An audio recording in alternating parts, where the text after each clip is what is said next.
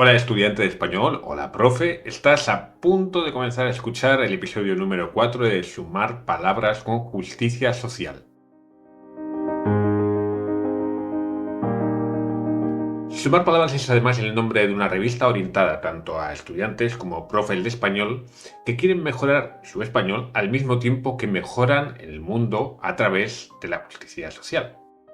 Así que te invito a que conozcas esta revista en sumarpalabras.com. Enseñar y aprender español es algo más que adquirir nuevas habilidades lingüísticas. Se trata de una acción cultural que involucra la transmisión y la recepción de conocimientos, valores y prácticas ligados a la comunidad de hablantes de este idioma. Y eso incluye también la justicia social. Y hoy tengo conmigo a Adriana Ramírez para presentarnos ideas muy interesantes a este respecto. Así que comencemos. Adriana, tengo una pregunta para ti.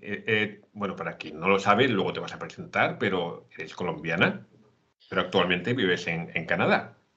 Entonces, me gustaría saber, si te diese a elegir, ¿qué comida te gusta más, la de Colombia o la de Canadá? La de Colombia, sin dudarlo. No hay que pensar, no es una pregunta difícil. No, eso me temía. Estaba dándole vueltas qué comida es típica en Canadá y no tengo la menor idea.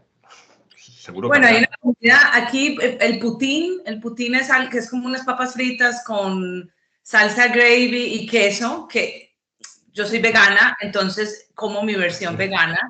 Y hay una comida muy rica, pues, pero cuando uno crece con su comida tradicional es como siempre se siente en casa cuando la come, entonces Sí, me voy con la de Colombia. efectivamente. Bueno, Adriana, ¿te quieres presentar para la gente que no te conozca? Bueno, bueno, primero muchas gracias por invitarme al podcast. Me llamo Adriana Ramírez, soy colombiana, soy de Medellín, pero vivo en Vancouver, en Canadá. Llevo viviendo acá más o menos 15 años. Soy profesora, soy educadora, enseño español desde noveno, en bachillerato desde noveno a 12. Aquí se termina en 12 la secundaria. En Colombia también fui profe y también soy psicóloga y tengo una maestría en educación. Pero bueno, soy psicóloga en Colombia. Cuando uno emigra del sur global al norte global, no es nadie y hay que empezar de cero. También soy autora de libros en español, de lecturas graduadas, libros en español para todos los niveles. Mis libros son leídos en colegios, en escuelas, en universidades, por gente que está aprendiendo español y gente que no está aprendiendo español. Y también entreno profes que quieren aprender a usar metodologías de input comprensible en el aula de clase, entonces los entreno cómo enseñar con estas metodologías. Y esa soy yo. Que también tienes algún libro para profes, de hecho. También tengo como unos libros de currículum, sí, sí, sí. Eso es. Muy bien. Bueno, Sumar Palabras es un proyecto en el que la justicia social, entro al trapo directamente, ¿de acuerdo? En el que la justicia social es el elemento principal, obviamente. Ahora, pregunta esto a una profesora. ¿Qué pinta la justicia social en las clases? ¿Cómo responderías tú a eso? ¿Qué es la justicia social en las clases? ¿Qué relación tiene? Si es que tiene para ti alguna relación, claro.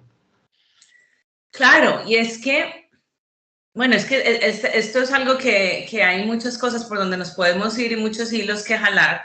No sé por dónde nos terminaremos yendo, pero la justicia social tiene que ver todo. O sea, enseñar, y aquí quiero hablar de Paulo Freire, que es un brasilero pedagogo muy famoso que revolucionó la educación, al menos en Latinoamérica, pero yo sé que también lo leen Sí. por aquí, por estos lares. Enseñar, educar es un acto político de entrada. O sea, en el momento en que yo entro a mi aula y me paro enfrente de mis estudiantes, yo estoy tomando una posición. Entonces, yo elijo cómo transmitir ese conocimiento. Elijo y la forma como lo transmito dice lo que yo pienso de esas personas que están sentadas enfrente de mí también. Y a mí me da mucha risa cuando hay gente que dice, pero es que ¿por qué los profesores ahora están hablando de todas estas cosas? Manténganse neutros, y no existe tal neutralidad en el aula de clase. La supuesta neutralidad ya es una postura política. Exacto. Ya lo es. Ya estoy diciendo, estoy a favor del status quo. Exactamente, sí. Exacto, y empezar con esos temas de justicia social es ya un acto político y decir, bueno, no, quiero aprovechar este espacio para que reflexionemos sobre estos temas de justicia social. Yo me acuerdo de un ejemplo que siempre pongo, es un ejemplo muy exagerado, pero claro, es muy real, y es imaginarnos en la Alemania nazi, cuando los nazis estaban en su mayor momento, y tú decir, no, yo es que no me quiero meter en política, no quiero hacer nada porque, hombre, pues hazlo, porque si no, luego vemos lo que ocurre. Y hacer nada, efectivamente, como tú dices, tener un comportamiento neutro es un acto político y muy fuerte, y que siempre, por cierto, siempre en contra del oprimido. Siempre. No hay excepción, sea del signo que sea. Vale. Ok, entonces sabemos, o tenemos claro, que entrar en la clase, el simple hecho de entrar y dar clase ya es un acto político en sí, sea de la forma que sea de la tendencia que sea, etc. Pero, ¿cómo hacer que ese acto político sea útil? Que sea... que merezca la pena que cuando entres en clase la gente te escuche y saque de ahí algo limpio, algo útil, como decía. Bueno, a ver, entonces ahí cuando yo me estoy parando enfrente de los estudiantes y estoy decidiendo usar un enfoque de justicia social, ya en sí, en el momento en que yo decido tomar un enfoque de justicia social, el acto político está siendo útil. Lo puedo hacer más eficiente o menos eficiente, pero ya en sí, cuando yo decido, bueno, voy a hablar de estos temas, voy a tocar de estos temas, ya se está sacudiendo el sistema, entonces pues ya está siendo útil. Pero en nuestras aulas, pues yo enseño español, estamos hablando de las aulas de lenguas, pero aplica para cualquier clase, puede ser matemáticas, puede ser ciencias, puede ser sociales. En nuestras aulas, ese enfoque, ¿estoy enseñando solo español o puedo usar el español para adentrarme en este mundo hispanohablante y ver cuáles son las realidades y esa famosa cultura que uno debe tocar en las aulas de lenguas, traerla desde esa justicia social? Pero es como enseñarle a los estudiantes no solo a ver, sino a ver con lentes críticos y a conectar con su propia cultura. Porque hay otra cosa que pasa mucho cuando se enseña de cultura, sobre todo algo que veo aquí en el norte global. No, en esta parte de Norteamérica, que es donde me muevo, no sé cómo será en tu experiencia, y es que se enseña la cultura como tokenizada, como un otro, como esta gente es súper, son raros, ahí comen esto que es tan raro, ahí hacen esto que es tan raro, y como si aquí fueran aculturales. Entonces, y muchos estudiantes nacidos y criados aquí creen que no tienen cultura, ¿cierto? Y aquí también, obviamente también hay cultura. Entonces, es como entrar en esta cultura, entenderla desde un punto de vista respetuoso, conectar con mi cultura, cualquiera sea, si eres de Canadá, si eres de India, si eres de China, tengo muchos estudiantes de muchas partes, conectarla y desde ese punto construir como una interculturalidad, un entendimiento, un acercamiento y darnos cuenta que, pues, que no somos tan diferentes, aunque tenemos cosas diferentes. Sí, o que somos muy diferentes, pero que ese hecho de ser diferente no es negativo, es complementario. Sí, aquí en Europa obviamente es lo mismo.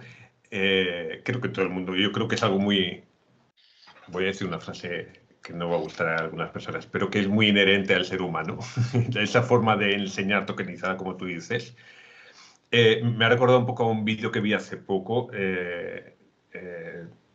para ser gracioso, bueno, lo era en realidad, de un americano, un estadounidense, mejor dicho, que se encuentra con una persona de aspecto asiático y le pregunta, ¿tú de dónde eres? ¿No? Yo, pues bueno, de San Diego. Y dice, no, pero ¿de dónde eres? ¿No? ¿De dónde vienes? Y dice, bueno, pues de Corea y tal. Y ahí le comienza a imitar o a sacar unos estereotipos de Corea y ella le pregunta lo mismo a él. Al final es un saca que sus antepasados son de Inglaterra y empieza a hacer lo mismo con él, para que vea lo ridículo que es. El vídeo es gracioso, pero es que representa muy bien lo que estabas diciendo tú en este momento. Si me acuerdo, pondré el link debajo de este episodio porque merece la pena verlo. Vale, una vez que tú entras en la clase, hablas de justicia social, introduces estos temas, haces que la gente piense, como tú decías, hace que razone, que vea las diferencias, que las asuma, que las disfrute incluso. Está muy bien, pero lo que yo me pregunto es, y sobre todo en cualquier lado, ¿hasta qué punto se puede hacer eso en una clase? Es decir, ¿hasta qué punto? No voy a, ni siquiera voy a decir si entra en el plan curricular de una escuela el introducir determinados temas, pero ¿hasta qué punto los puedes introducir? ¿O te dejan? ¿O te permiten? ¿O tú te autocensuras? Bueno, se puede. Hablo de un privilegio, porque aquí en British Columbia, en la Columbia Británica, donde yo estoy, los profesores tenemos autonomía en cómo enseñamos y obviamente hay un currículum que hay que seguir en cuanto al español, es pues que los estudiantes se puedan comunicar en el pasado, que puedan hablar de su fin de semana, pero no es un currículum prescriptivo que me diga exactamente qué. Entonces, mientras yo enseñe esas partes del currículum que más que las enseño y todos estos temas hacen que se vuelva la clase más apasionante para los estudiantes, o sea, que sobrepasan cualquier expectativa del currículum, yo me puedo mover y usar los materiales que tengo. Sé que muchos profes no tienen esa libertad, entonces pues también entiendo que tengo que decir ese privilegio, pues aceptar ese privilegio que tengo. Pero también sé que muchas clases, por ejemplo, de bachillerato internacional o de AP, que son muy comunes también aquí en Norteamérica, te permiten ese privilegio de por sí, porque el hecho de que tengas que ya introducir temas culturales, la cultura se aprende desde esos lentes. Entonces, por ejemplo, un acto que es fácil de traer para cualquier profe, no importa las restricciones que tenga o no, es el tipo de literatura que trae a la clase. En la clase de idiomas, pues leemos, ¿cierto? Leemos. Y de hecho, por eso empecé yo a escribir, porque yo nunca pensaba escribir en mi vida, pues no era como una de las cosas de mi lista por hacer. Y llegué aquí a Canadá, empecé a usar la literatura asequible para mis clases de español y era toda literatura escrita por autores blancos norteamericanos sobre nuestros países latinoamericanos, donde lo único que se hacía era perpetuar la pobreza, todos esos estereotipos de drogas, de agresividad, de pobreza. Y en ese momento yo no sabía, no podía ponerlo en palabras, solo me sentía mal. Me sentía mal y me sentía menos y yo decía, pero yo no sé, y los usé un par de veces y yo decía, no puedo, yo no puedo seguir usando esto, no me hace feliz, no me siento cómoda, los puse a un lado y empecé a escribir mis propias historias para usarlas en la clase porque eran la puerta de entrada para mis estudiantes acceder a nuestras culturas latinoamericanas. ¿Cómo les iba a dar una puerta de entrada negativa? Cuando tenemos una cantidad de cosas hermosas que compartir. Y ahí fue cuando empecé a escribir. Entonces, la literatura que uno traiga como profe, sea lo que sea, ¿a quién estás centrando? ¿Qué autores estás centrando? ¿Y qué historias estás centrando? Entonces, hay un movimiento que se llama Own Voices. No sé si en Europa también es famoso, en Norteamérica es muy famoso, que es amplificar a esos autores que escriben desde esas minorías. Entonces, mis libros son escritos por una colombiana, que soy yo, sobre Colombia, sobre diferentes aspectos de Colombia. Entonces, los libros que son sobre Colombia son Own Voices. Entonces, ya solo el hecho de traer libros Own Voices al aula de clase ya es un trabajo de justicia social porque estoy aprendiendo y entrando por primera vez a esa cultura con unas historias auténticas y verdaderas contadas desde adentro. Entonces, siempre digo, estoy aprendiendo para los profes, estoy aprendiendo sobre o estoy aprendiendo desde. ¿Quiero aprender sobre Colombia o quiero aprender desde Colombia? Es decir, como que la voz venga desde adentro. Entonces, Cuando se tiene más libertad, pues se pueden hacer más cosas, pero empecemos con lo que, listos, tengo un currículum súper prescriptivo, no me puedo mover de aquí, pero siempre puedo leer porque todos queremos que nuestros estudiantes lean qué libros estoy trayendo. Ahora, hay muchos libros, por ejemplo los míos, pero también de otros autores escritos con lentes de justicia social. Entonces, cuando yo traigo mis libros de la colección revolucionaria y traigo María Cano, que lo leo con mis estudiantes de grado 11, María Cano, La Flor del Trabajo, ese libro trata de los derechos, basado en la historia de ella, los derechos de los trabajadores, la lucha por los derechos laborales, el feminismo y el imperialismo. Entonces, claro, entonces esa es la historia de ella, porque pues eso es una ficción histórica y me meto por ahí. Hablemos del imperialismo. Entonces el libro de María Cano me deja hablar de las repúblicas bananeras. Y aprendemos qué son las repúblicas bananeras y aprendemos de ese imperialismo norteamericano hacia nosotros. El feminismo, hablemos del feminismo. Y ese es el libro que me guía en todas estas unidades. Uso un libro y por ahí me voy y entonces tengo una unidad de feminismo donde hablamos, empiezo por ejemplo la unidad y le digo a los estudiantes, bueno, levanten la mano, estos son los estudiantes de 11 que están en bachillerato internacional, levanten la mano a quien le da miedo salir solo de noche por la calle a caminar. Ellos no saben qué está pasando y levantan la mano a las que les da miedo, porque somos las mujeres, ¿cierto? Sí. Levanten la mano si salen a las 2 de la mañana a correr por los trails que hay por los parques que tenemos cerca de la escuela. O si saldrían, o si pudieran salir. Las niñas no. ¿Quién levante la mano si les da miedo coger un taxi solo a la 1 de la mañana? Entonces todas las niñas levantan la mano, es súper poderoso. Y al final de una cantidad de preguntas que tengo, todos los estudiantes hombres empiezan a mirar alrededor y como, ¿qué pasa? Y yo les digo, eso es lo que pasa, que los hombres no se dan cuenta del privilegio de ser hombres y nosotras todas pensamos en eso. Entonces, claro, el libro, como María Cano es feminista y lucha contra esos estereotipos de género y todo, me permite entrarme por ahí. Y luego los derechos de los trabajadores, entonces me entro por ahí. Entonces, un libro que lo puedo dejar ahí y está bien porque ya el libro en sí irrumpe con las narrativas, pero si me puedo meter más, me meto más en cada tema que el libro me abre.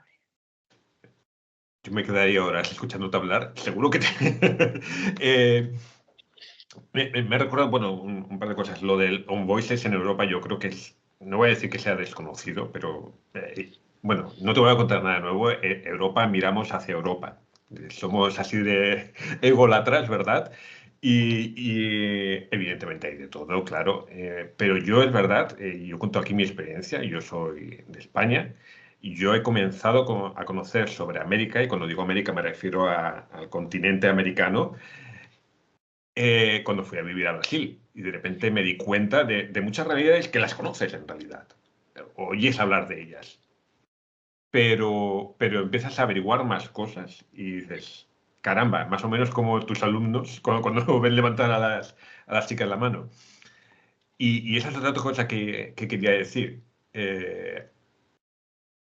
Hablando con Diego Ojeda, el profesor, él comentaba que hay formas diferentes de introducir temas de justicia social sin hablar de justicia social. Él daba algún ejemplo y a mí eso que acabas de contar me parece una forma interesante de proponer temas sin proponerlos. Es decir, decía, quien tiene miedo de hacer esto, quien tiene miedo de hacer lo otro, levantan la mano las mujeres. Si terminase así la clase, sin decir nada, sin hablar nada, sin comentarlo, por qué se han levantado las manos las chicas y los chicos no, ya habrías introducido un tema en sus cabezas, una cosa de hacerles pensar, de decir, ¿qué está ocurriendo aquí? ¿No es normal? O ¿por qué yo sí, ellas no? O al contrario. Que ya solamente eso, sin hacer nada más, ya vale mucho la pena.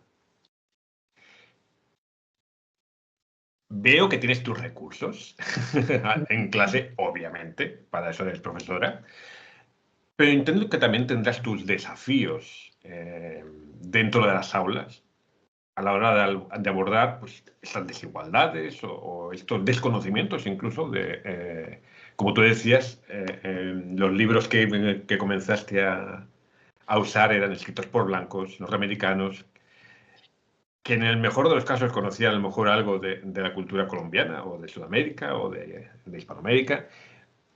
Y era más supongo, imagino que sería una acumulación de estereotipos más que otra cosa. Y ahí te encontraste con ese desafío de usar literatura o libros de verdad que representasen algo que tuviese algún significado, que fuese útil, relevante. Entonces, en ese sentido, ¿qué desafíos te has encontrado en el aula? Bueno, en el sentido de los materiales, en este momento, como llevo tantos años ya enseñando y tantos años trabajando en esto, pues ya estoy muy contenta con los materiales que tengo, pues uso muchos de mis libros, he publicado muchos libros, he publicado 18 libros y trato de usar, no los uso todos, obviamente, pero trato de usar algunos míos, algunos de Margarita. Todos los libros que uso son own voices. No, si voy a traer una cultura a mi clase es porque el autor, si voy a leer de México, quiero que el autor sea mexicano. Y si voy a leer de Argentina, quiero que el autor sea argentino. O sea, sí, eso es como algo que trato realmente de hacer. Entonces, algunos de los libros que uso son míos y he encontrado, pues, otros materiales. Muchas veces yo trabajo en un colegio público, entonces, pues, muchas veces la restricción es dinero porque pues no hay dinero. Donde expongo mis libros son cajas de zapatos que yo compro. O sea, mis cajas de zapatos, compro un par de zapatos y ahí es donde guardo los libros y los pongo así en las mesas, pues, o sea, no, yo no trabajo en un colegio donde, aunque la educación pública aquí en Canadá es súper chévere, es súper Sí, chévere. De todas eso te iba maneras, a decir, es educación pública, pero vamos a nivelar, estás en Canadá. exacto, sí, exacto. Pero que hay restricciones, pues, como en los presupuestos, pues, entonces, digamos que eso es lo que, vuelvo y digo, tengo el privilegio de una educación pública buenísima, pero pues no es que yo diga, quiero comprar todos estos libros, cada año tengo un poquito de plata y compro 10 libros acá, 10 libros allá. Bueno, esa es la restricción uno. En este momento en el que estoy, esa es, digamos, que la única restricción que tengo. Me gustaría poder tener acceso a más autores diversos latinoamericanos que estén escribiendo desde adentro, desde sus culturas. Todavía no tenemos suficiente.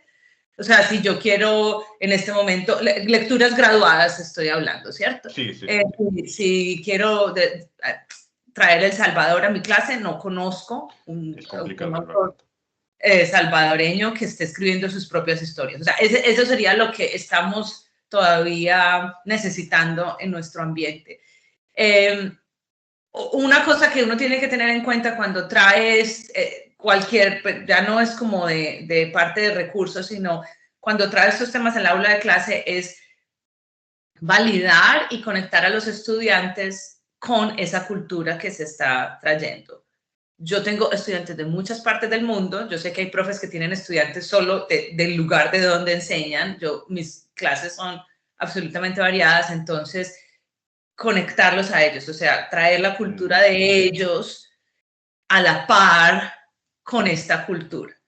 Porque de lo contrario, o no aprenden, o no se conectan, o puede haber un choque, o puede haber pues estereotipos, o puede haber, entonces conectarlos y validar la cultura de ellos tanto como la cultura que están aprendiendo.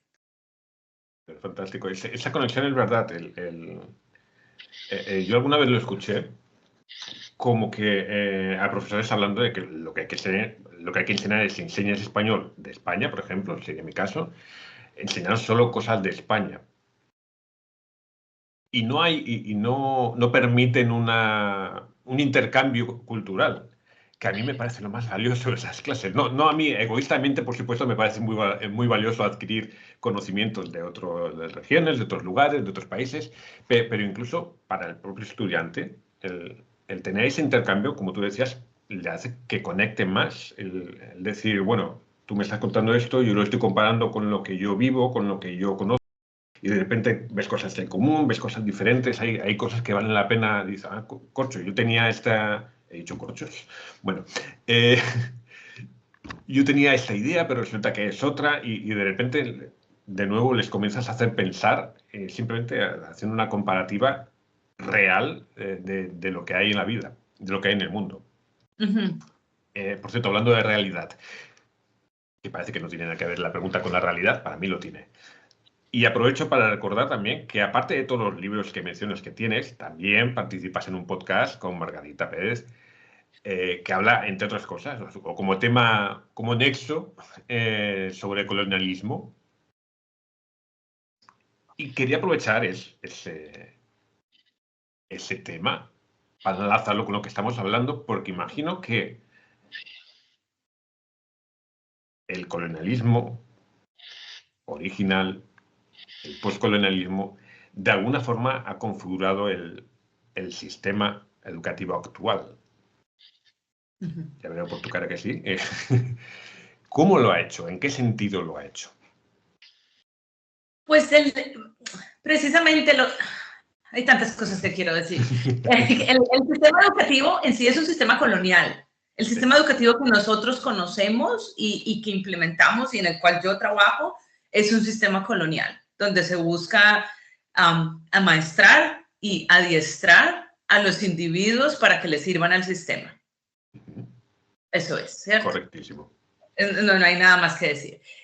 Bueno, ahora, personas como tú y como yo, cuando ya nos damos cuenta que este es el sistema, cómo le jugamos al sistema, es listo, estoy aquí en esta aula con mis estudiantes, aprovechemos la oportunidad para hablar de temas de justicia social, para desarrollar un pensamiento crítico, para no... mis estudiantes no son aquí tabulas rasas donde yo les voy a dar una información y ellos la van a aprender y luego a vomitar en el examen. No, vamos a hablar de las realidades mutuas y desde ahí construir y enseñarles a construir. Entonces, yo puedo jugarle al sistema dentro de mi aula de clase y encontrar esos pliegues del sistema, pero el sistema educativo nos busca adiestrar. Es lo que Michel Foucault decía, vigilar y castigar, que así crearon las cárceles, así crearon las escuelas, es un sistema de control. Punto. Absolutamente, sí. ¿Cierto? O sea, sigue ahí. Bueno, eso por un lado.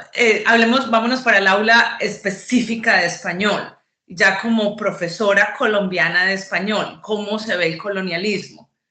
Cada que se habla español está la bandera de España.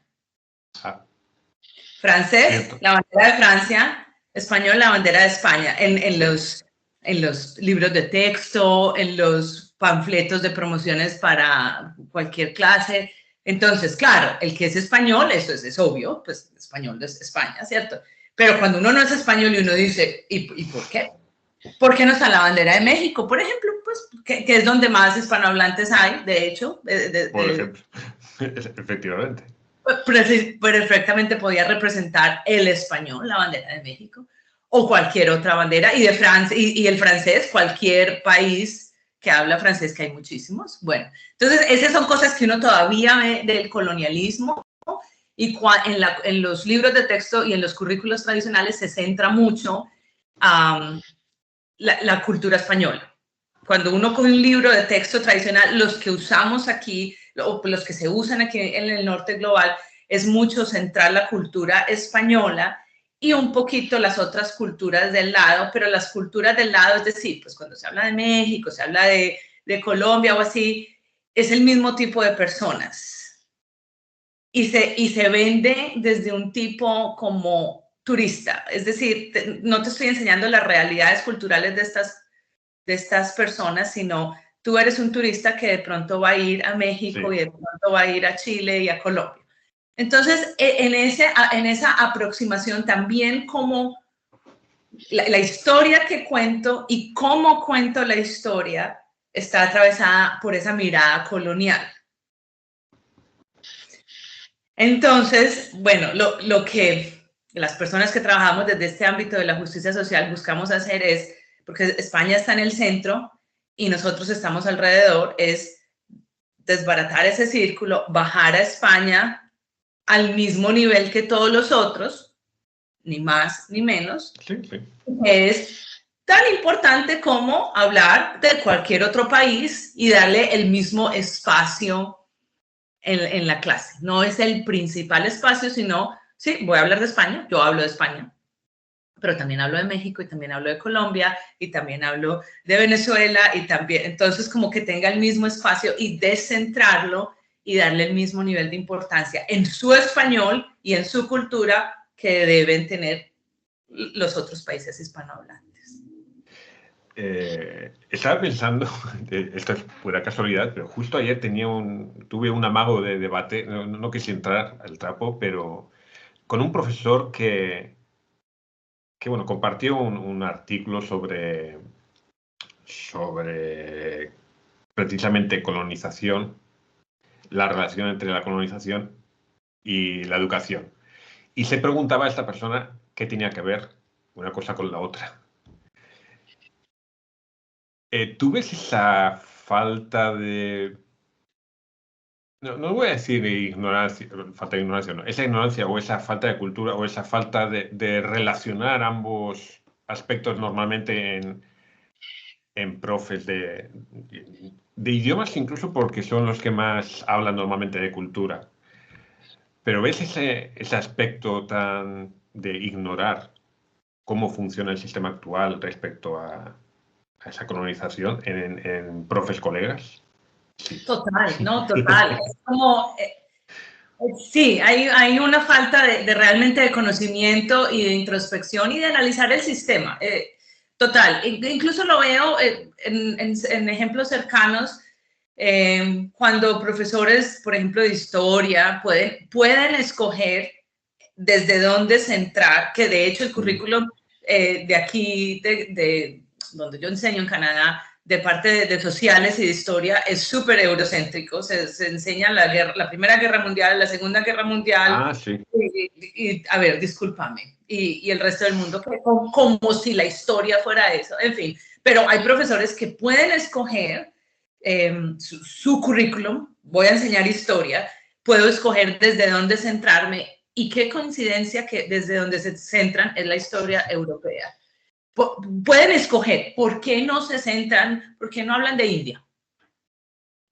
O sea, que no tiene igual peso, no tiene igual validez, o de la colonización de los países de África. Pueden escoger, o sea, tienen la libertad de escoger. ¿Por qué escoger Europa? Entonces, sí, se ve mucho y se ven las matemáticas, porque siempre enseñar desde un punto eurocéntrico la matemática cuando los mayas también tenían su propio sistema, por ejemplo. ¿Por qué no introducir diferentes alternativas a acercarse a los números? Una no es más válida que la otra. Entonces, sí.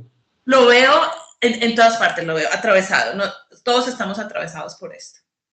No, es muy interesante ese ejemplo que has dicho de se enseña la Primera y Segunda Guerra Mundial. Hombre, para mí, claro, como español tiene su sentido, porque aquí especialmente la sufrimos. Pero ya el nombre hecho, el nombre de hecho ya es un poco, ¿cómo que mundial?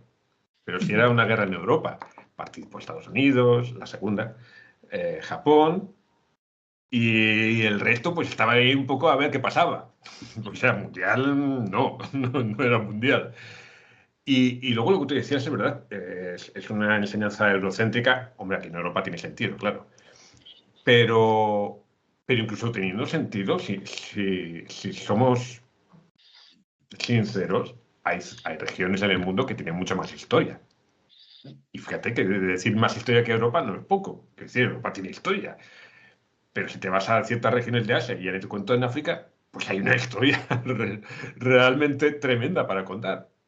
No, pero ahí sí te voy a decir una cosa, todas las regiones en el mundo tienen igual historia. Solo que solo decís que Europa, que hay regiones en el mundo que tienen más historias que Europa, es porque la única historia conocida universalmente es la historia europea y la que, porque no la han impuesto y la que han registrado en libros, pero cuando llegaron de donde yo soy, a la parte sur del continente americano, ahí ya había historia. Solo que la forma de registrar o de pasar la historia era con dibujos o oral. Entonces, como era oral, no era válida y no existía. Aquí no existe nada, aquí no existía nadie, aquí no había historia. Hay una cantidad de historia.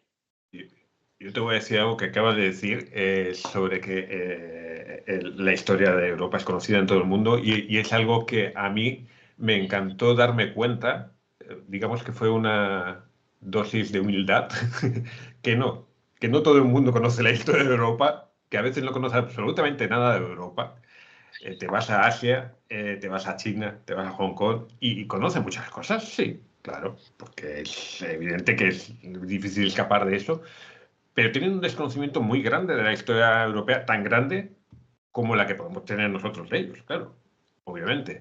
Y eso es algo que me encanta particularmente Ujú, porque dices, pues no, igual no somos el centro del mundo, mira, ujú, qué ujú. cosas. Lo que pasa es que, claro, el continente americano y Europa tienen una relación demasiado fuerte, no demasiado buena inicialmente, esto también es verdad, Ujú. como para saltar esa significación. Eh, Dicho sea de paso, mira, aprovecho que tengo aquí. Hace poco compré un libro, precisamente, creo que no se ve, se Sí, llama, sí. es un título muy simple, Historia y Postcolonialismo. Bueno, está en portugués. Eh, y lo compré con una intención y es porque habla de la historia del postcolonialismo en la India. Ujú. Dije, estoy ya cansado, entre comillas, si me permites, de hablar siempre de la misma parte del colonialismo, que es la de América. No es que esté cansado, de eso me falta mucho por aprender aún y estoy en ello, y parte de África, pero desde nuestro punto de vista europeo y no anglosajón, porque bueno, los ingleses evidentemente tienen sus lazos allí, no sabemos nada de la India, no sabemos nada, bueno, perdona, de Australia, y, Nueva Zelanda, Oceanía en general. No sabemos nada de todas esas regiones que en algún momento fueron colonizadas y que aún eso está ahí, y que aún en ocasiones de hecho siguen colonizadas. Y, y me dio por instruirme un poco. Espero que valga la pena, porque todavía estoy en ello. Adriana, ¿qué pasos concretos piensas que se pueden dar, que aún tenemos que dar, para avanzar hacia una educación más descolonizada? Bueno, primero que los profes, o sea, uno no puede llevar esto al aula de clases si uno no ha empezado su proceso de descolonización. No, es imposible intentar hacerlo si yo no he empezado, porque eso tiene que venir desde adentro. Empezar ese proceso de descolonización, empezar a cuestionar, descolonizarse es simplemente empezar a cuestionar el sistema, porque todos venimos y vivimos en un sistema colonial. Canadá, Estados Unidos, toda Latinoamérica. En Latinoamérica tenemos la opresión internalizada, o sea, hemos internalizado el colonialismo, hemos internalizado el racismo, hemos internalizado la opresión. El hecho de hablar con un latinoamericano no quiere decir que ya estás hablando con una persona que ya se quitó los lentes coloniales y está liberada, nada, lejos de eso, o sea, todos tenemos que hacer ese trabajo. Entonces, pues es una responsabilidad social que cada persona, no importa profesor o no profesor, haga ese trabajo. ¿Cómo hacer para hacerlo? Eso es un trabajo tan personal que, bueno, teniendo este tipo de espacios, estos podcasts y todo, de pronto alguien lo escucha y diga, uy, esto está chévere, me voy a meter por aquí a explorar y que sea una posible puerta. Entonces, empezar ese proceso interno, cuando uno empieza ese proceso interno, no tiene salida, o sea, en el buen sentido de la palabra, una vez uno lo empieza, ya se fue y es chéverísimo. Se fue y ya empieza, su vida empieza a vivirla a través de eso, entonces empieza a traer esos elementos al aula de clase y a encontrar formas de hacerlo. Eh, yo diría que es como empezar primero uno y luego se pasa al aula de clase. Y cuando se lucha por una opresión, finalmente estamos luchando por todas. O sea, puede que la conexión de una persona sea más luchar por el sexismo, en lucha en contra del sexismo y trabajar por el feminismo. Hacer eso está bien, eso ya está bien porque finalmente estamos luchando por todas. Puede que la conexión de una persona sea el LGBTQ+, LGBT, en español siempre me enredo. Esa sea mi conexión. La inclusión de la diversidad, listo, chévere, ya eso está ayudando en sí a todas las otras opresiones.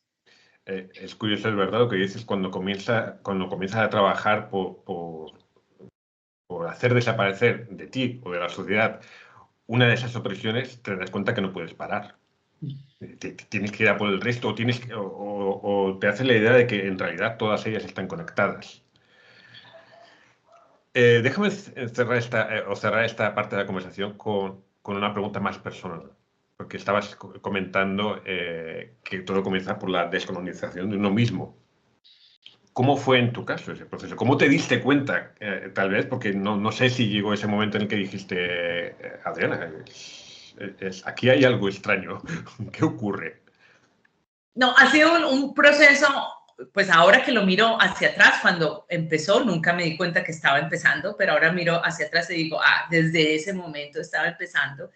Pero es un proceso que no para. En el momento en que uno diga, ya estoy descolonizada, ya perdiste el foco, porque nunca va a parar porque estamos todavía ciegos. Son como muchas capas que hay que empezar a quitar.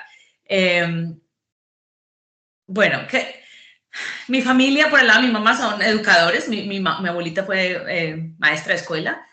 Mi abuelo, que escribió un libro en honor a él, La marimba de mi abuelo, fue una persona súper crítica, que en un país hipercatólico era ateo. Oh.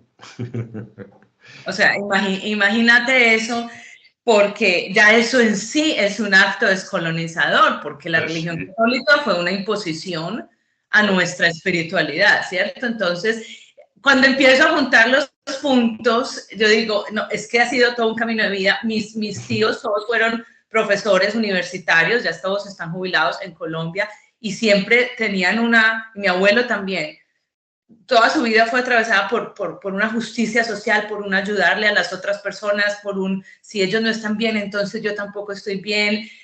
Todos fueron a universidades públicas en Colombia. En Colombia ir a una universidad pública es mantenerse en protestas. Estirar piedra. O sea, en Colombia, porque son los estudiantes de la universidad pública son los que protestan para bien. O sea, la gente que sale a protestar a la calle y todo, a tirar piedra. Espero que la audiencia tome esto bien, pero el que es de Colombia va a entender lo que estoy diciendo. No es tirar piedra por destruir, sino es como voy a protestar y me voy a hacer escuchar. O sea, mis tíos vienen de esa generación. Sí.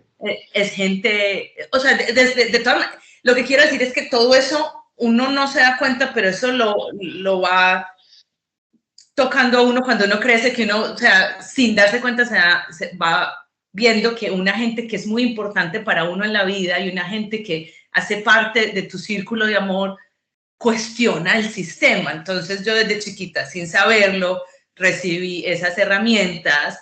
Siempre supe, o sea, voy a contar cosas más personales. Cuando conocí a mi esposo, pues que era mi novio, yo le dije, yo no voy a tener hijos. Yo no puedo ser, o sea, de aquí, de este cuerpo, no va a salir un bebé. O sea, que piénsenlo si se quiere casar conmigo. Estoy dispuesta a adoptar, pero no. O sea, como siempre supe que no, mi feminidad y mi ser mujer no estaba ligado a ser mamá, porque es una imposición que nos venden a las mujeres, que hay unas que lo quieren ser y pueden serlo, chévere, pero no es de todas, ¿cierto? Entonces, mira, son un montón de cosas, pero en ese momento cuando tomé esa decisión no era, uy, estoy descolonizada, no, yo simplemente decía, no quiero ser la mujer que la sociedad me dice que tienes que ser mamá, no quiero ser mamá. También con la alimentación. ¿Qué es esto? Soy vegana. Tengo 25 años de vegana 25 años has tenido que sufrir como vegana, porque ahora, hoy en día, ser vegana, bueno. Es fácil. Sí, bueno, sí, depende de dónde. Ven aquí a vivir a Portugal o a España, ya verás lo fácil que es. No, me ha ido súper bien comiendo vegano, súper bien. Sí. No, depende. Pero seguro. Hace 25 años en Colombia me tocaba hacer todo, o sea, que igual era muy sano, no podía salir a comer a restaurantes mucho, pero pues hacer tus hamburguesas de lentejas de cero, súper sano, hacer tu leche de soya de cero, súper sano, bueno, en fin, pero era como cuestionar ese abuso de los animales sistemático y quiero quedar claro que yo sé que las comunidades indígenas cazan, pero mira que la relación con los animales es diferente, o sea, es como necesito esto, lo cazo, listo, pero no es esta industria donde se abusa de la vida de los animales, o sea, no puedo con eso, entonces, listo, me volví vegana, no voy a ser parte de este sistema de abuso. Y bueno, y cuando empecé con la educación, ¿cómo voy a hacer con esto? No me voy a tragar esto entero. Entonces ha sido como un proceso y ahora que miro hacia atrás digo, wow, empecé desde joven sin darme cuenta, pero no he parado y sé que me falta mucho. En estos días me vi una stand-up comedy en Netflix, se llama Nanette, de una australiana, Nanette, que como el show se llama Nanette. Yo soy súper mala para los nombres, los confundo, se me mezclan, soy disléxica. Bueno, si se lo pueden ver, está en Netflix. Ella es lesbiana, australiana. Oscar. O sea, me vi ese show y me reí, aplaudí, lloré. O sea, wow. O sea, lo que quiero decir es que es un proceso que uno nunca acaba. Sí. Como todos. Yo recuerdo la primera vez que dije, espera, yo soy hombre, pero aquí hay algo que no está funcionando bien con las mujeres. Tengo una posición, como decíamos antes, de privilegio que ellas no tienen. ¿Qué está ocurriendo aquí? Y a partir de ahí hay una descolonización o despatriarcalización, si existiese esa palabra, que evidentemente no ha terminado ni de lejos. Porque también son muchos años de educación, de ambiente, de entorno, que es muy difícil salir de eso. Como decía, siempre repito esta frase, que me perdone que me siga desde hace años, pero José Saramago, el escritor portugués, decía que era ateo. Él decía, yo soy ateo, pero no puedo ser ateo. Yo soy católico porque nací en un país muy católico como Portugal, crecí en ese ambiente y es imposible salirte de ese ambiente católico. Yo tengo esa cultura católica en mi cabeza, por mucho que yo sea ateo. Y esto es lo mismo. En fin, Adriana, ¿qué te parece si pasamos para terminar el cuestionario que creo que está dando muchos problemas a la gente que pasa por aquí? Por eso lo hace más valioso, de hecho. Cuestionario rápido sobre justicia social. Bueno, que la audiencia sepa que rápido no tiene nada, es que él nos manda antes y nos toma como 2 horas contestar. En realidad, el cuestionario es rápido. El cuestionario en sí, luego las respuestas, el pensarlo, etcétera, y es otra cosa. Fíjate, es tan rápido como comenzar diciéndote, Adriana, un libro que quieras recomendar. Ahí me mataste, o sea, es que no hay un libro. Entonces aquí escribí algunos, no puedo uno. Y más es como autores, vale. ¿Cierto? Eduardo Galeano es uno poderosísimo. Las venas abiertas de Latinoamérica sería uno de él que recomendaría, pero tiene muchos. Muy interesante para los profes, de todas las partes, norte global, sur global. Walter Mignolo, que es argentino y habla de la decolonialidad, es un fantástico, pensador fantástico. Walter Mignolo. Uno muy bueno es, me lo leí en inglés, Local Histories, Global Designs, y otro es la idea de América Latina, buenísimos. Y hablan de esta descolonización, de esta imposición de diseños globales que nos dicen qué ser y cómo ser. Bueno, Enrique Dussel, también argentino, que fue el que trabajó la filosofía de la liberación. Entonces, digamos que estos 3 por ahora. Ramón Grossfogel, no sé si estoy pronunciando su apellido bien, puertorriqueño, habla de los epistemicidios causados por los genocidios, grandes genocidios en la historia, por ejemplo, la esclavización de los africanos, el genocidio de las comunidades indígenas del continente. Entonces eso causa un epistemicidio, como una muerte del conocimiento, un asesinato del conocimiento. Sí, bueno, sí. Entonces toda esta gente es como, le sacude a uno el mundo y vuelvo y me lo leo 2 años después y vuelvo y me lo sacude en otro nivel. Bueno, Paulo Freire, la pedagogía del oprimido. Del oprimido, sí. Bueno, esa gente pues hay que leerla. Ya, pregunta 1, contestada. ¿Solamente eso? Bueno, pregunta 2. Un hito histórico o movimiento histórico que creas que vale la pena conocer. Bueno, otra vez. Exacto. Entonces, mira lo que escribí. Me puse a pensar. No. Entonces, puse, conocer nuestra propia historia desde un punto de vista crítico es un deber de todo ser humano. O sea, no solo la historia pasó esto y pasó eso, no. desde un punto de vista crítico, es un deber.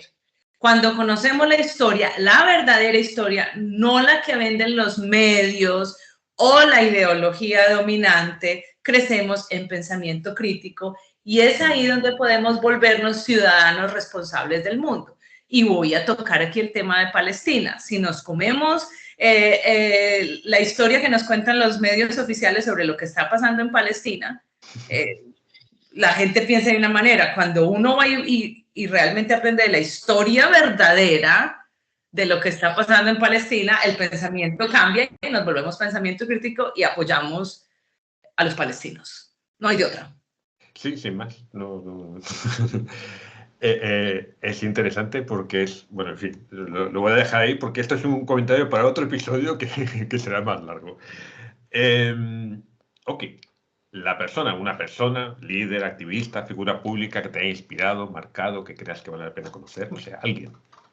Bueno, persona que en mi vida ha influido mucho fue mi abuelo, del que hablé ahora. Mi abuelo fue como, sí, o sea, ver a uno crecer con un hombre tan bueno y ateo, cuando la bondad estaba relacionada y atada a la religión.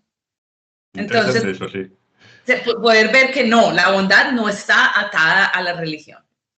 El trabajo por los otros no está atado a la religión. Este hombre es bueno y es ateo.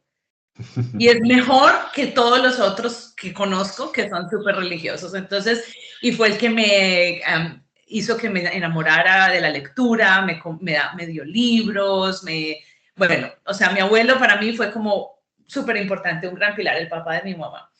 Y líder, ya público, yo diría que para hablar un poco de la colección Revolucionarias, que es estos libros de esta colección que tengo con Margarita, de mujeres revolucionarias, yo quisiera decir pero todas las mujeres revolucionarias en la historia, esas historias que no han sido contadas, que no han sido amplificadas, que han sido acalladas, cuando descubro la historia, puedo acceder y leer la historia de alguna mujer revolucionaria en cualquier momento histórico, siempre me inspira mucho. Sí, aunque solo sea por saber que realmente existían. Esa cosa que nos han ocultado. La urgencia, un tema que consideres urgente, más urgente abordar en la actualidad en el mundo.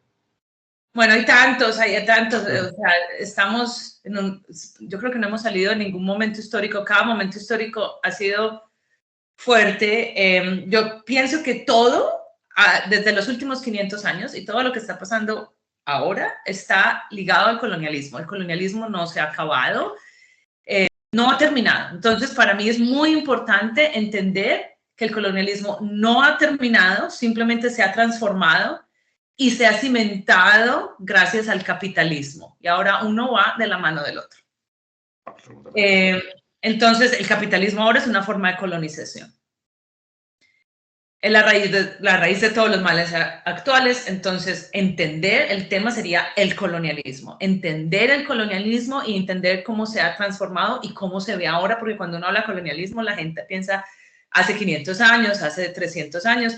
No, sigue. Eso fue una forma, se transforma y sigue y es la raíz y causa de lo que está pasando en Palestina, en el Congo, todo. Es colonialismo que ahora está casado con el capitalismo. Hay que conocer de eso. Absolutamente, sí. Y por último, la causa. Si pudieras elegir una causa social para apoyar, ¿cuál sería? Okay. Bueno, es que esas preguntas tuyas son como pongamos a mis invitados en problemas. Entonces, vuelvo y digo, es súper difícil escoger. A ver, como hablaba ahora, cualquier causa que uno escoja está bien, porque una causa finalmente, trabajar por una opresión, me lleva a trabajar por las otras. Para mí, soy vegana desde hace 25 años, trabajar por la liberación de los animales y por el trato. Mucha gente dice, ay, pero son animales. Precisamente el especismo es tan brutal que no los vemos como seres vivos, como seres que importan. Es un animal. Y un animal no son seres como nosotros. Y así como en la mentalidad colonialista, Europa, o para nosotros los latinoamericanos, España está en el centro y nosotros estamos alrededor en esa mentalidad colonialista, ¿cierto?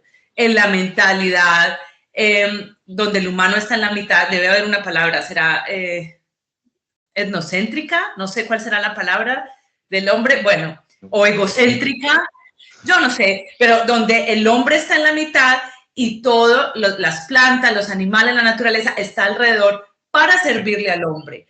Eso es colonialismo, porque en las comunidades indígenas no es así.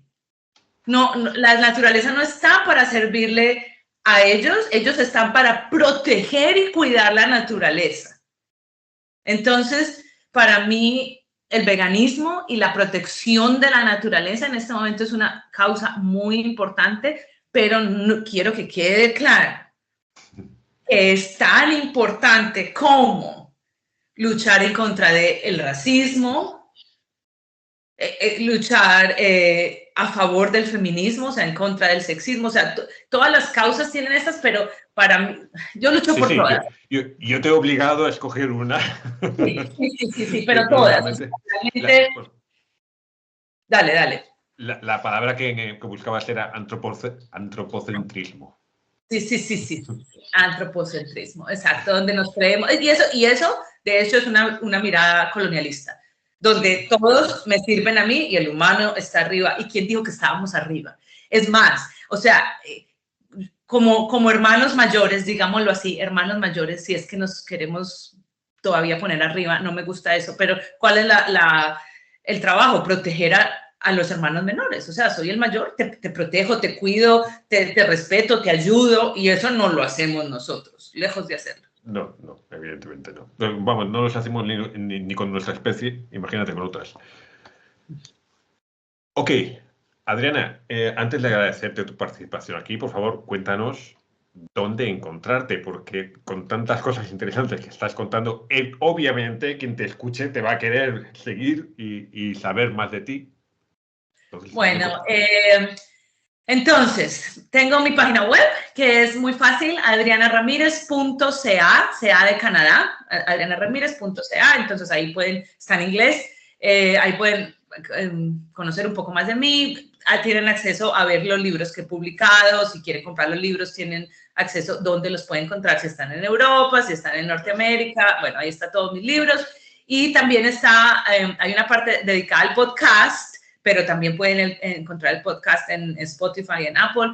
El podcast lo hago con mi amiga Margarita Pérez García, que se llama Armando Bochinche, Rompiendo el Silencio Colonial. Y hablamos de temas bochinchudos que la gente no le gusta hablar porque no le gusta sacudir el sistema. Y en Instagram, mi handle de Instagram es @veganadri, veganadri, porque soy vegana, vegan con B pequeña, Adri, y ahí posteo mucho como sobre la enseñanza, la descolonización en el aula de clase, cómo usar novelas en el aula de clase, es una página desde la educación. Y iba a comentar algo, pero se me olvidó, así que lo único que me queda por hacer es darte millón de gracias por pasarte por aquí y contarnos todas estas cosas que creo, si no estoy errado, que habrá gente que de repente haya hecho un clic en su cabeza y haya dicho, oh, tengo que aprender más sobre esto o aquello, o tengo que leer más, o tengo que iniciar ese proceso de descolonización desde mí mismo. Y solamente por eso ya es tu presencia súper valiosa. Pero si no, que se vayan al podcast, por ejemplo, que eso iba a contar. Si quieren saber lo que es bochinche, que vayan al primer episodio, que yo me lo tuve que escuchar para saber lo que era. Y es interesante, como el resto, claro. Adriana, muchas gracias. Bueno, a ti, Oscar, muchas gracias. Me encantó. Valió la pena la madrugada para mí. Ay, la gente tiene que saber, yo estoy en un horario muy cómodo aquí, son las 4 de la tarde, pero para Adriana no es tan cómodo ese horario. Es bastante temprano. Muchas gracias. Doblemente. 7:30 de la mañana empezamos aquí a grabar. Bueno, mil gracias por la invitación y seguimos conectados. Muy bien. Chao, chao. Chao.